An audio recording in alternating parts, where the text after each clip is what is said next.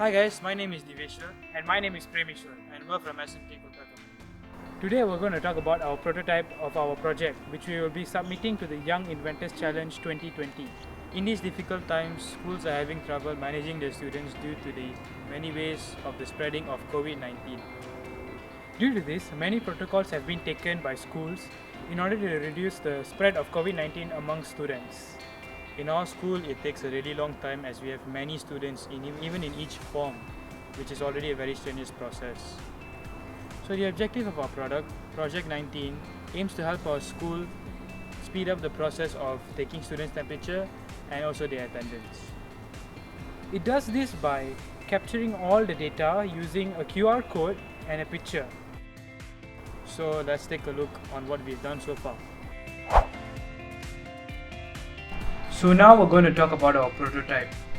The brains of our project is this Raspberry Pi Model B+. The Raspberry Pi is connected to a Pi camera, an infrared thermometer module, and this 7-inch LCD display.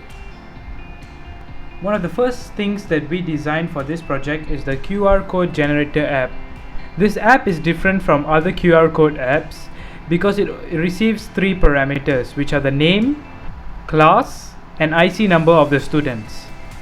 So I'm just going to enter some inputs so we can test the QR code generator.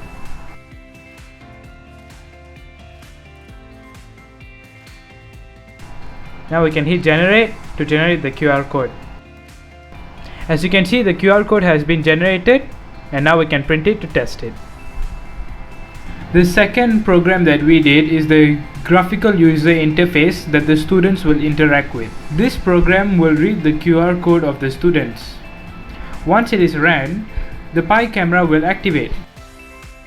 As you can see, once the program detects a QR code, it will read it and the details will be displayed at the bottom here. These details will also be sent to the database. After that, the program will ask the students to take off their masks as it wants to take a picture. Then the camera looks for a face, and once it detects one, it will draw a box around it. After that, it will move on to the next program to take a picture.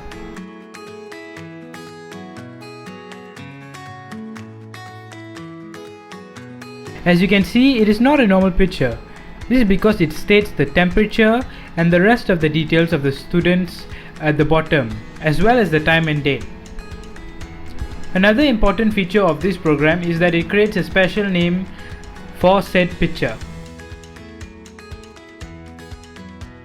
The name consists of the date and time the picture was taken, as well as the IC number of the student. The purpose of the picture and its name is so that our product will be foolproof against students who use other students' QR codes to key in. So I've created a database for our project using Django. It's a Python-based web framework that's open source and it's also free for everybody to use. The purpose of the database is to store the data collected by our product, which we can also use to view the data being recorded. The data will then be categorized into 6 separate columns, which are time and date, IC, name, class, temperature, and a path to the picture taken, which we can then use to view that picture. As you can see, this is our database, which we have called records. It's still in progress, but it will be done pretty soon. As you can see here, we have all the data necessary to monitor the condition of the students and also their presence in school. It's in rows for now, but we'll fix that up soon.